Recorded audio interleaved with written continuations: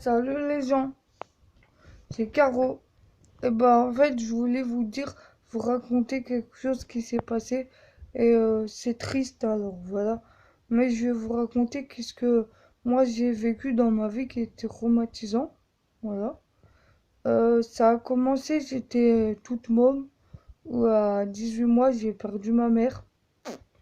Il y a une personne que j'ai même pas envie de citer qui a dit j'en ai rien à foutre parce que de toi et de tes gosses, bah j'en ai rien à foutre en fait. Et en fait, quand on est rentré 2 semaines plus tard, ma mère elle voulait pas venir avec nous au repas de famille, ce qui était pas habituel.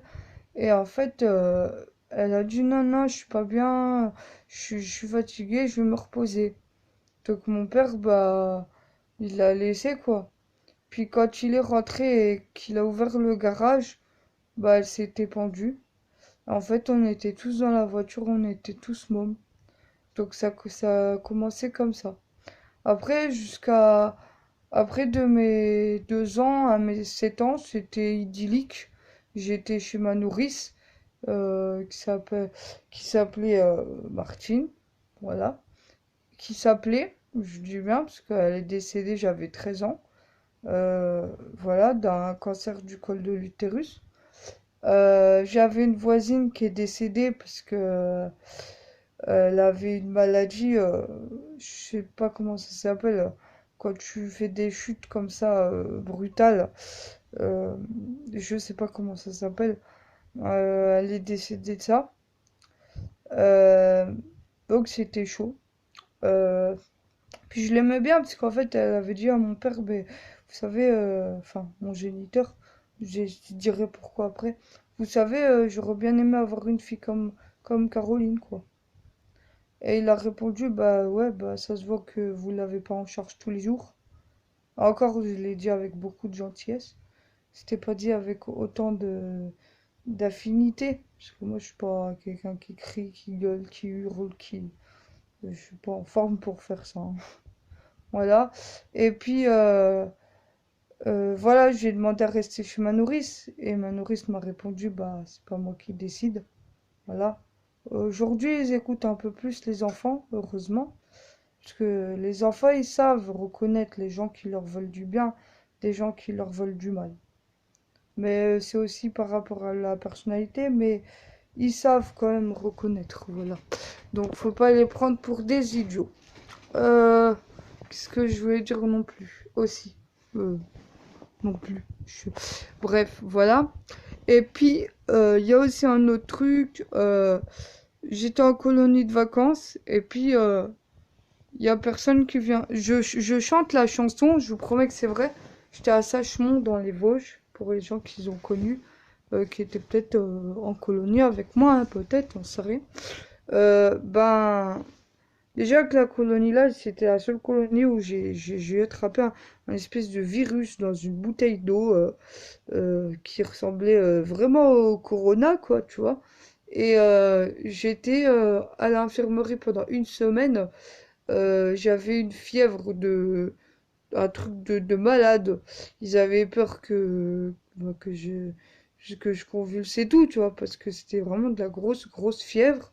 Et du coup, la bouteille, quand j'ai vu que je commençais à avoir la tête qui tournait, que j'étais pas bien et tout, j'ai juste eu le temps de l'acheter dans les poubelles. Et j'ai pas eu le temps de m'asseoir sur le lit que j'étais à l'infirmerie. Parce que toujours cette question de protéger les gens qui sont autour de nous, moi j'ai toujours été comme ça. Donc voilà.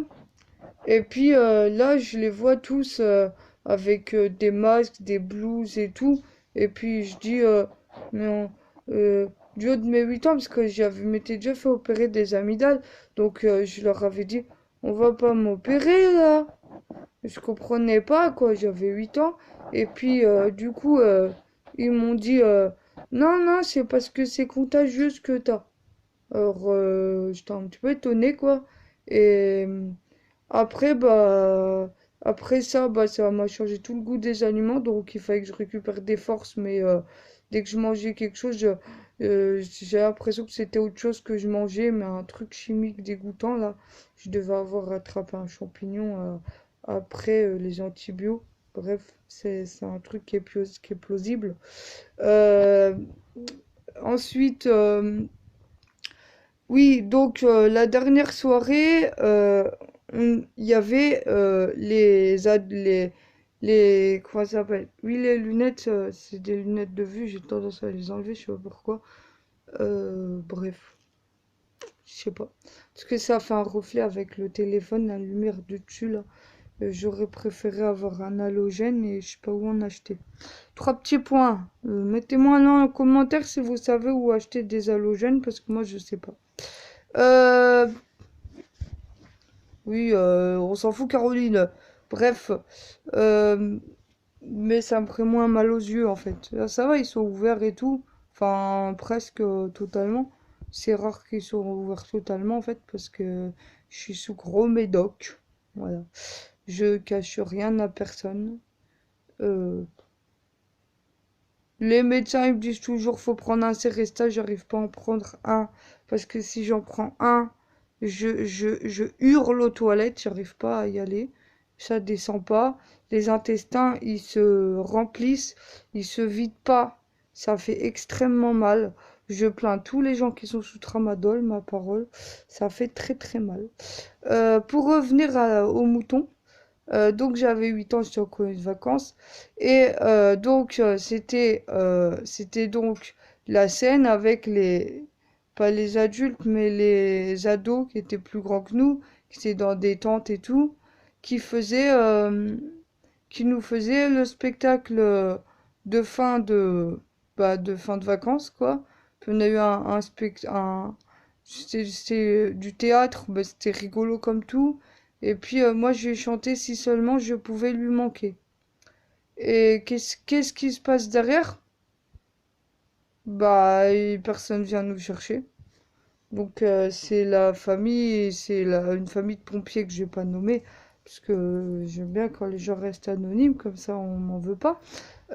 C'est une famille de pompiers très sympa euh, qui, euh, qui sont venus à notre rescousse, entre guillemets.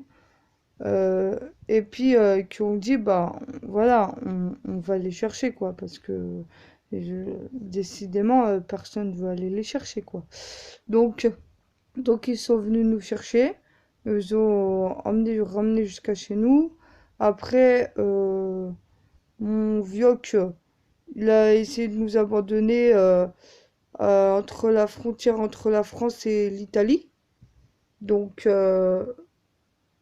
c'est pour ça que je vous dis que j'ai pas de respect pour lui. Bref, on fait pas ça à ses enfants. Même à un chien, je ferais pas ça. Même à un chat, même à une souris. Je veux dire, les animaux, ils s'attachent à toi et autant que un humain s'attache à toi, autant que on peut pas vivre seul. Les animaux peuvent pas vivre seuls. Les humains, ils peuvent pas vivre seuls non plus. Voilà. Moi, je suis un peu l'oiseau tombé du nid, en fait. J'ai toujours été un peu l'oiseau tombé du nid qui a, qui a dû, euh, qui a dû se débrouiller toute seule contre des vautours, quoi. C'est ça, en fait.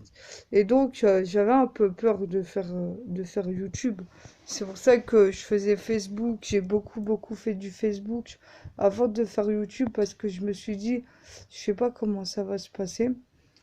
Et après, bah, ce qui s'est passé, parce que mon calvaire n'étant pas terminé, donc il y a eu ça. Après, mon père, il a eu des propositions de beaucoup de personnes pour nous adopter tous les trois.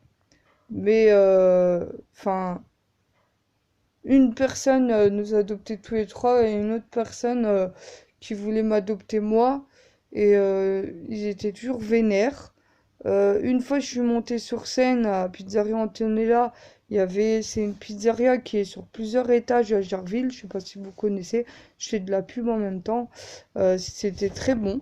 Mes derniers souvenirs, c'était très bon. Je suis quand même quelqu'un d'exigeante parce que j'ai du mal à manger parce que l'estomac, j'ai du mal à cause de la colonne vertébrale et tout. J'ai eu les chiffres, c'est encore avec les os là, bah c'est encore plus précis, donc c'est encore pire que ce que je croyais. C'est horrible.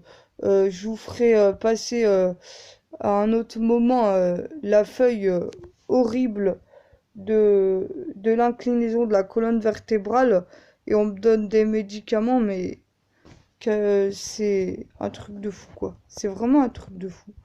Ils sont malades. Donc moi, je suis obligée de forcer sur le Seresta pour décontracter les muscles, même au niveau urinaire, au niveau tout, parce que sinon je peux pas aller aux toilettes, sinon je peux pas, sinon mon appartement, je peux même plus faire le nettoyage de mon appartement tellement que je suis cassée, je suis KO.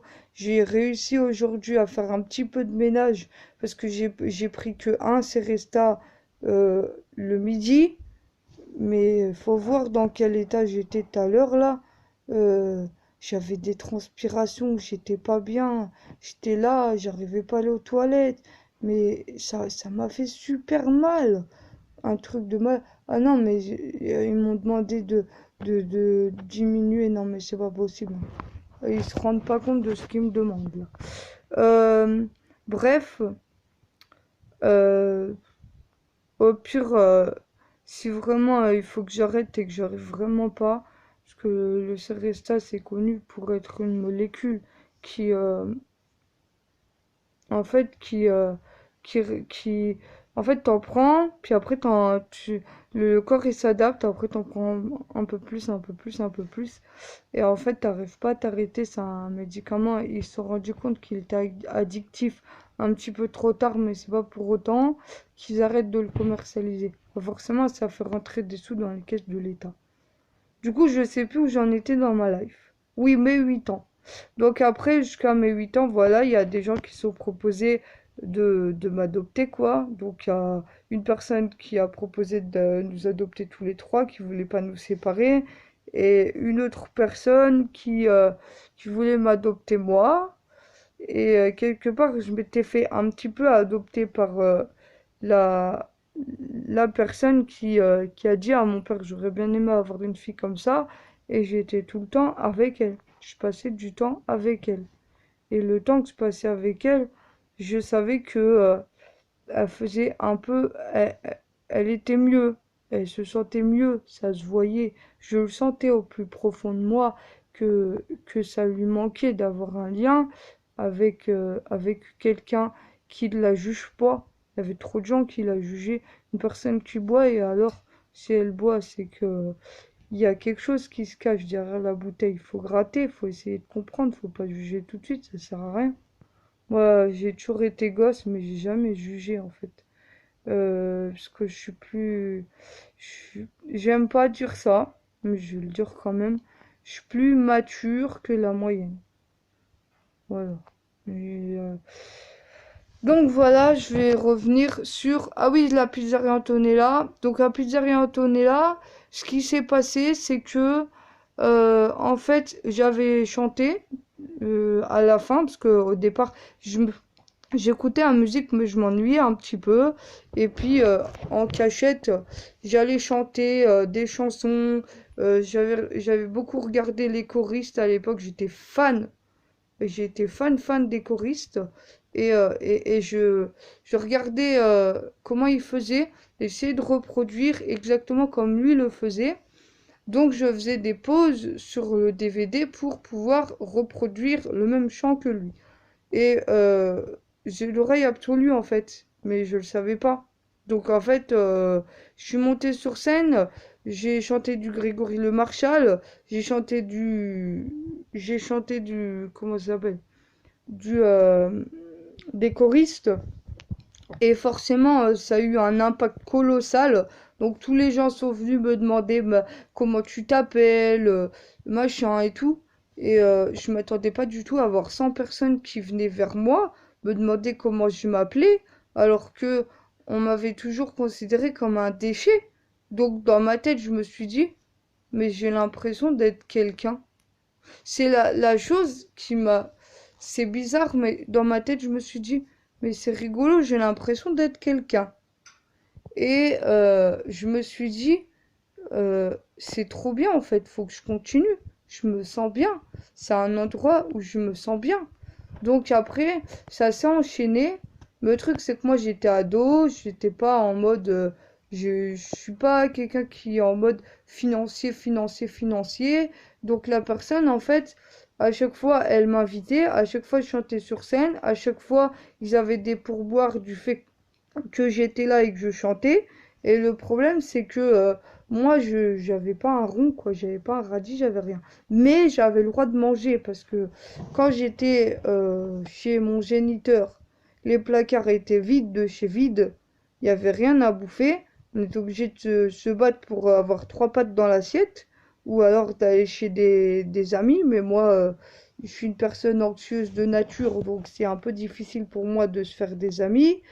Euh, et ce qui s'est passé par la suite, c'est que, je le dis, hein, je m'en fous, honnêtement, les gens, ils assument ce qu'ils font, je dirai pas le nom de famille, comme ça, voilà, disquette, les gens peuvent pas savoir.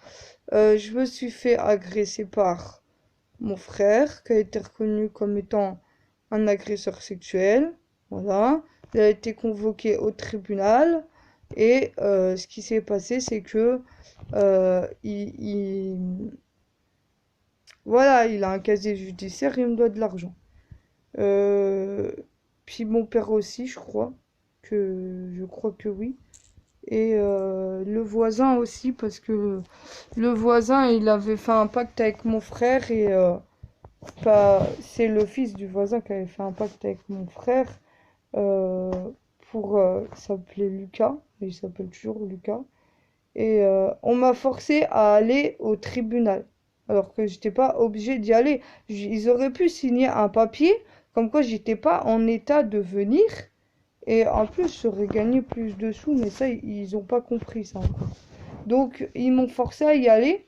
C'était de la vraie torture d'entendre quelqu'un qui dit, une fois que la décision a été prise, qui dit ouvertement devant tout le monde, ouais, j'ai des pulsions sexuelles que j'arrive pas à contrôler. Euh, T'as envie de le tuer parce que tu te dis, en fait, j'ai fait ça. Il va juste avoir un suivi éducatif. Qu'est-ce que tu crois? Moi, j'ai déposé plainte. Pourquoi? Faire en sorte, ce que je pensais, honnêtement, que derrière, il y aurait plus de victimes, qu'il y en aurait plus. Moi, c'est pour ça que j'ai déposé plainte. C'est pas pour l'argent. C'est pour faire en sorte qu'il y ait plus de victimes. Et quand j'entends, oui, il aura un suivi éducatif. Et puis à ces gens-là, on leur trouve toujours des circonstances atténuantes et les gens qui prennent sur eux, qui sont là, qui sont en train de prendre sur eux, euh, mais au fond d'eux, ils sont morts, quoi. T'as l'impression de t'être pris 30 balles dans le corps, mais t'affiches un sourire de façade en disant oui, oui, tout va bien. Euh, mais en fait, t'as deux doigts de t'écrouler, quoi. Honnêtement. Et moi, j'ai eu des problèmes alimentaires jusqu'à ce que les procès, ça finisse, quoi, que ça soit derrière. Parce que je pouvais pas. Qu'est-ce que... Donc voilà. Donc le deuxième procès qui s'est passé, c'est que, je sais pas pourquoi, ma famille, je vais mettre ça entre parenthèses, parce que pour moi, ma famille, c'est mes grands-parents. Et j'ai pas compris pourquoi la famille du côté de mon père, euh, moi j'avais tout mis à plat pour faire en sorte que justement, en pensant qu'en mettant tout à plat, ça allait se passer très bien. Mais je me suis rendu compte qu'en fait, mon père, je vous dirais pourquoi je dis que moi je pense ça. Après, ça peut ne pas être vrai. Mais une personne qui te dit tu te serais comporté d'une autre manière, tu te serais fait engueuler, mais d'une autre façon, est-ce que tu as envie de revoir ce personnage? Clairement. Moi, j'ai fait mes affaires et j'ai dégagé à des kilomètres. Mais il m'a poussé à bout pendant des mois, des mois, des mois et des mois. Je crois que c'était 2 mois, mais ça m'a semblé une éternité tellement que psychologiquement, j'en pouvais plus. J'en parlais à tout le monde. C'est même du chantage. C'était des trucs horribles. Vous voulez que je vous réponde, c'était quoi? Si tu lèves pas ta plainte par rapport à ton frère, il se suicidera en prison, ça sera de ta faute. Si ceci, si cela. D'accord? Euh, c'est complètement illégal et complètement, c'est dégueulasse. Voilà. Et il y a des gens, tu parles avec eux et qui disent, bah non, j'ai plus de lien avec ma famille, les gens, ils te regardent mal. Mais des fois, c'est pas la personne qui n'a plus de lien avec sa famille qui a défaut. C'est les autres qui le sont. Donc, c'est un peu compliqué, quoi. Donc, voilà, c'est compliqué. Donc, à la fin du tribunal, je pensais pouvoir tourner une page. euh, et passer à autre chose. Mon copain, on s'est mis en couple après le tribunal et tout, donc voilà. Euh, je lui ai laissé 3 mois de tranquillité, le pauvre, parce que j'ai eu l'anorexie, et là j'ai une maladie qui me tombe sur la gueule, on sait pas du tout ce que c'est. C'est que à chaque fois que je fais du sport, enfin, dès qu'il faut que j'aille sortir, dès qu'il faut que je me lève, que je fasse quelque chose, j'ai des vertiges. J'arrive pas à marcher droit. J'ai des pertes d'équilibre. J'ai un dos qui est complètement fracassé. Je me demande bien pourquoi, avec de tels résultats, on m'opère pas. Est-ce que c'est à cause du fait que je suis sous curatelle et que du coup ils veulent pas se tremper les mains dans l'eau ou les mains dans le cambouis, on va dire. Je sais pas. Mais j'ai pas envie qu'on me laisse mourir, hein. J'ai des inclinaisons de colonne vertébrale qui sont à 41 degrés. On me dit, ah non, mais ce sera de la kiné. Moi, en attendant, je suis limite une junkie depuis des mois. Je gueule parce que j'ai des médicaments, mais est-ce que je suis active 2 heures dans la journée, quoi? Sans déconner, quand je suis active 2 heures dans la journée, c'est oufissime. Là, j'en ai pris qu'un, mais j'ai souffert le martyre aujourd'hui. Euh, Plus jamais ça, quoi. Non, non, non, c'est mort. Alors, je sais pas, mon copain, il me dit, bah, peut-être le centre antidouleur. Il va encore avoir un IRM puisque j'ai une tumeur au cerveau. Pendant des années, on m'a dit, vous êtes bipolaire. Donc, à chaque fois, pendant 10 ans, c'était régulateur d'humeur, régulateur d'humeur, régulateur d'humeur. Et au final, un jour, ils ont fait un IRM, ils ont dit, oh, vous avez un micro-adénome hypophysaire. Alors, il y a plein de gens autour de vous qui vous diront, ouais, c'est rien. Ouais, c'est rien. Sauf que vous allez voir une gynécologue et vous lui demanderez qu'est-ce que ça provoque. Et cette gynécologue vous dira que ça provoque de l'anxiété, que ça provoque de la dépression, que ça provoque des chutes de tension. J'appelle, j'appelle pas ça rien. En plus du fait de mes problèmes de dos, de mes problèmes de lombaire, euh, j'appelle pas ça rien.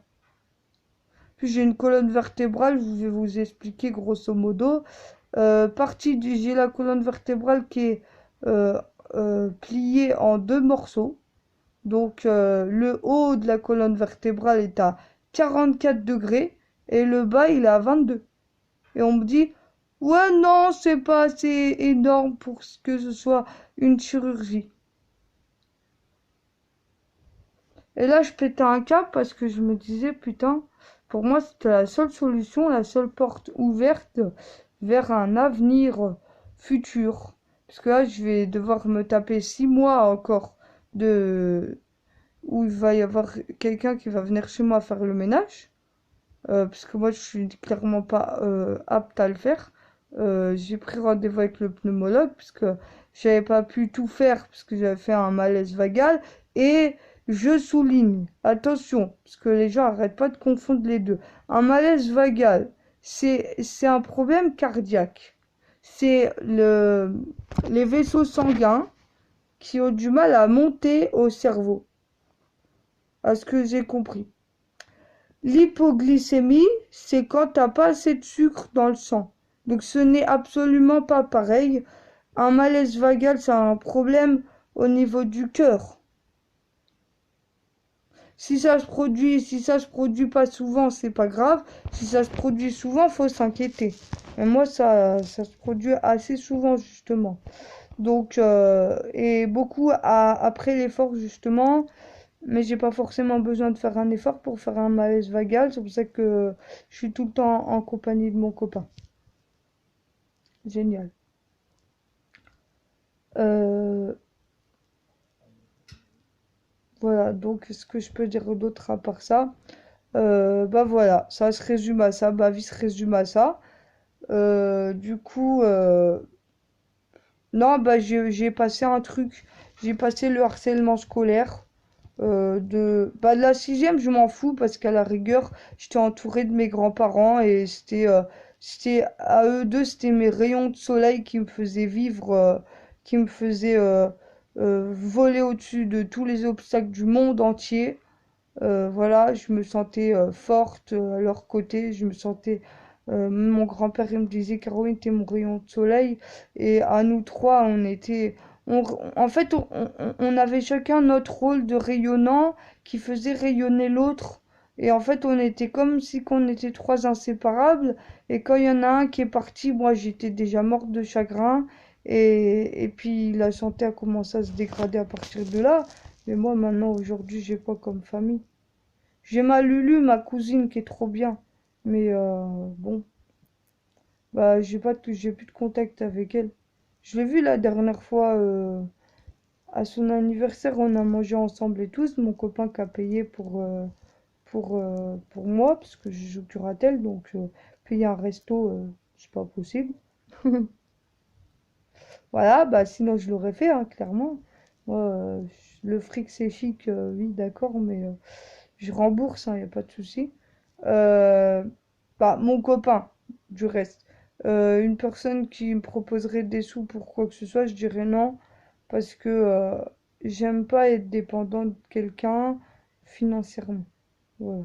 Si juste mon frère il m'a dit ouais, je t'achète un vélo d'appartement à 150 euros, comme ça tu pourras faire du vélo d'appartement et cela pour perdre un peu de poids et tout.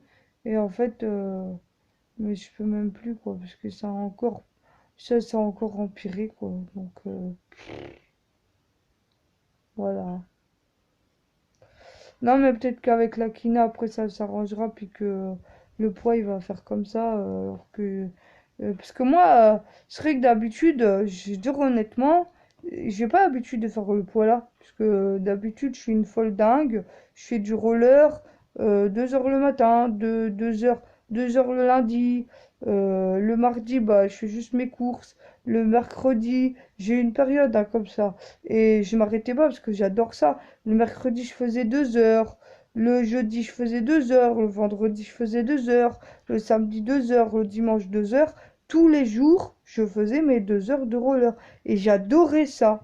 Et j'ai dû arrêter parce que clairement, au bout d'un quart d'heure, je suis à un malaise vagal. C'est pas possible, quoi. Le cœur, il fait des palpitations de merde. C'est pas possible, quoi. C'est mort, quoi. Euh, donc, je peux pas. Clairement, je peux pas. Puis alors, les douleurs au niveau des lombaires, je n'en parle même pas. Le docteur, il a dit, il y a 7 kilos de pression au niveau des lombaires. Ouais, ça justifie pas du tout une opération, ça, hein. Ah oui, mais la kiné, putain, la dernière fois que je suis allée voir une kiné, elle m'a bloqué le dos. J'avais les reins bloqués aussi, j'ai fini aux urgences, quoi. Du coup, j'étais là, j'étais en mode, je vois pas comment. Et il me dit, rendez-vous dans 5 ans. J'ai pris rendez-vous chez le pneumologue, rendez-vous dans 6 mois. Donc moi, je pourrais pas faire de kiné avant 6 mois. Parce qu'elle m'a dit, oui, mais je vais être sûre que ce soit pas le Covid. Donc, j'ai fait les vaccins et tout, hein, mais je sais pas. Je sais pas si elle me reprendrait sans l'avis du pneumologue ou si elle veut vraiment l'avis du pneumologue. Parce que moi, j'étais déjà allée une fois, j'ai fait un malaise vagal. Mais j'ai pas pu faire tous les examens, donc je vais peut-être téléphoner pour savoir, juste. Et puis voilà quoi. Si elle veut un test PCR, je fais un test PCR, moi je m'en fous. Ça fait mal, il paraît, mais Voilà. J'ai l'asthme m'a confirmé et puis peut-être que je fais de l'asthme, mais ça, ils ont dit à confirmer, c'est peut-être simplement de l'asthme. Oui, bah ça m'arrangerait parce que je pourrais faire des aérosols et tout à l'hôpital, ou même sûrement avoir le médicament qui va avec l'aérosol. Quoi, j'ai de la sève de pain. À la sève de pain, c'est de l'huile à la sève de pain, l'huile essentielle à la sève de pain. Et du coup, t'as les yeux qui pleurent. Mais c'est fait exprès parce que quand t'es asthmatique, t'as tout qui est trop sec là. C'est horrible. Voilà, bref. C'était le cauchemar de ma vie, qui, je pensais que ça allait s'arrêter une fois que j'aurais tourné le chapitre de, voilà, du fait que j'étais obligée d'aller. Oui, je vous ai pas dit non plus que je suis restée trois. J'ai fait une TS parce que on m'a obligée à aller à, comment ça s'appelle? Euh, à, je vais pas y arriver, au procès de mon frère par rapport au tribunal et tout. Vu comment que mon père pendant 2 mois, il arrêtait pas de défendre mon frère et tout. Et ben moi, j'ai pas supporté. Et je l'avais dit à la psy, mais je vais pas y arriver. Je me sens pas bien là. Je me sens pas trop bien. Je suis toujours en train de minimiser les choses. Et puisque j'ai l'habitude de défoncer des barrières vraiment de ouf. Et du coup, quand t'es fort, on a l'impression que t'es plus fort que tout. Et c'est le problème.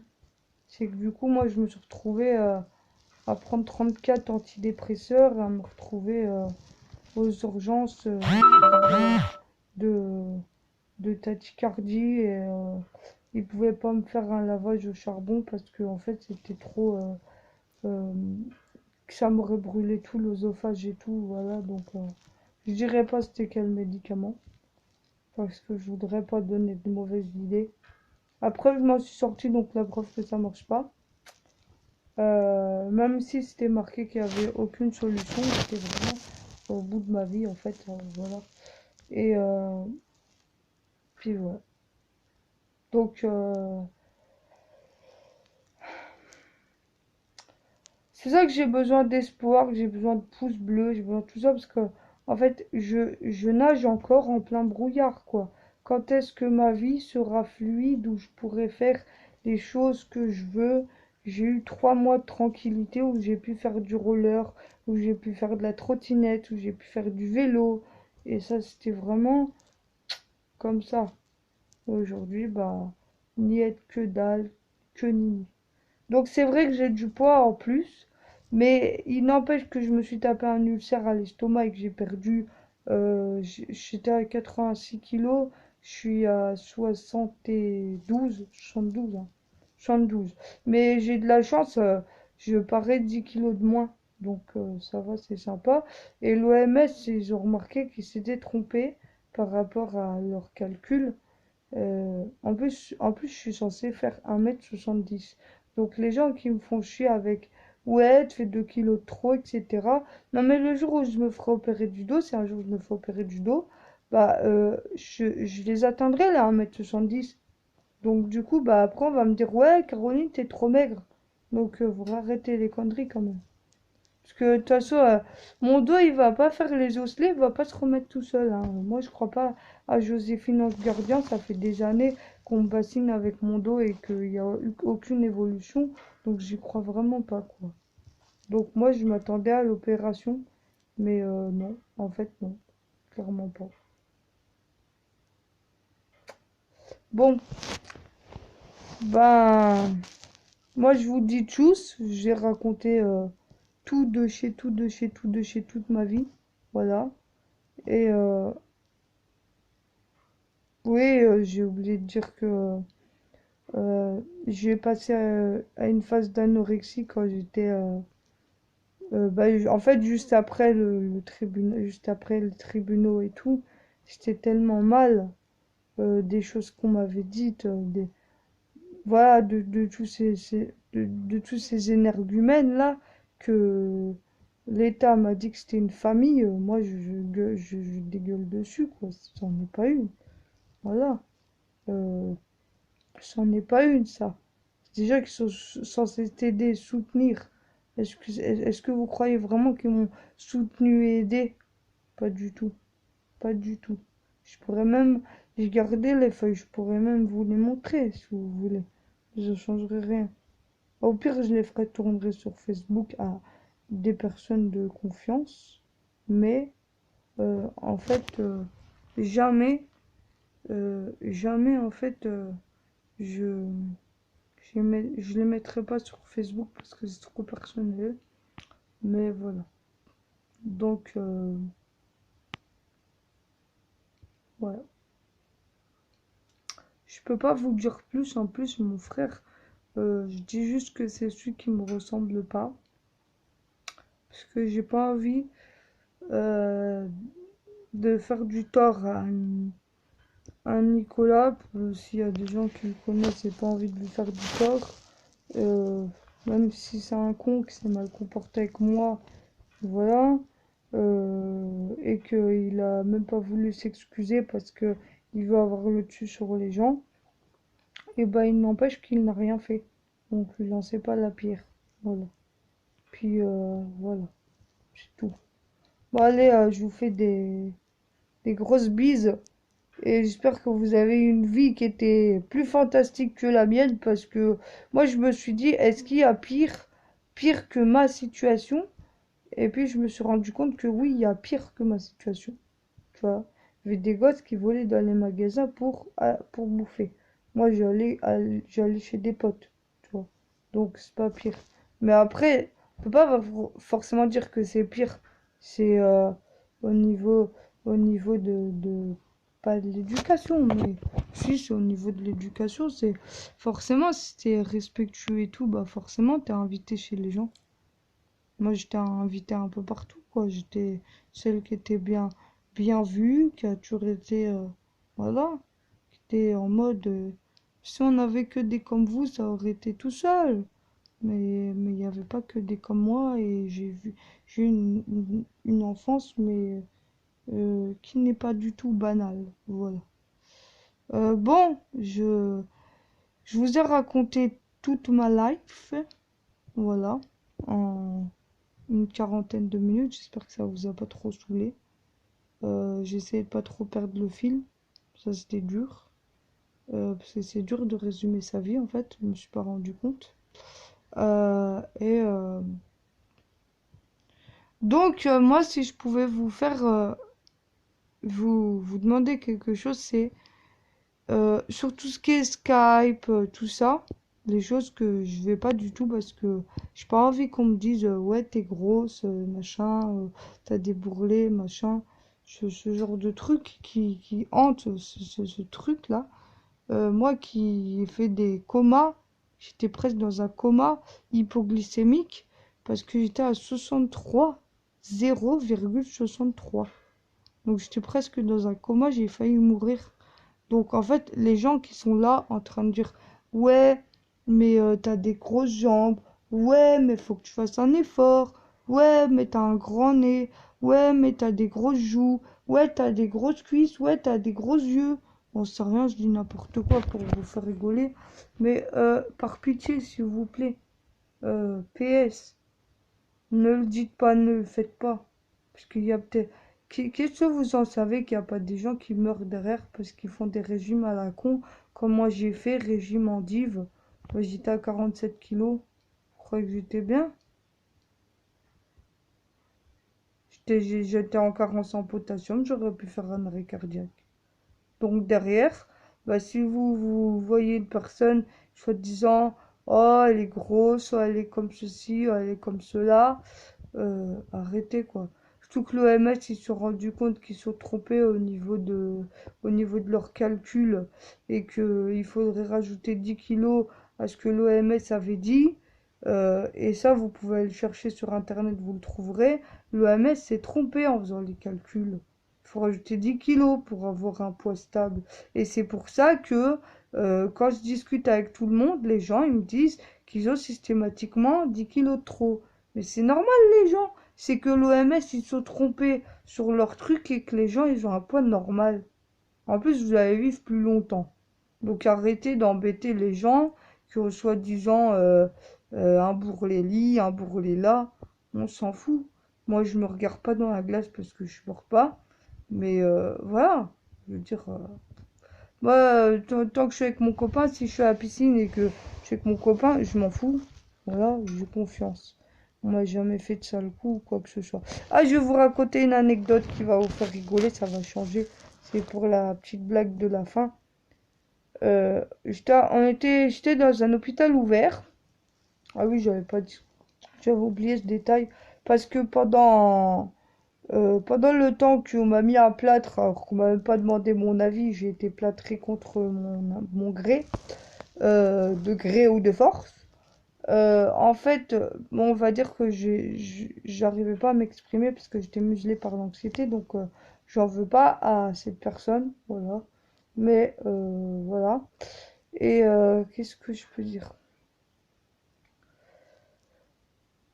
Je sais plus. Oh merde, je sais plus. Ah, j'ai perdu le fil, c'est chiant. Donc, non, je sais plus, j'ai perdu le fil. Shit. Ah, ça m'embête. Si je la retrouve, je vous dirai, je vous promets.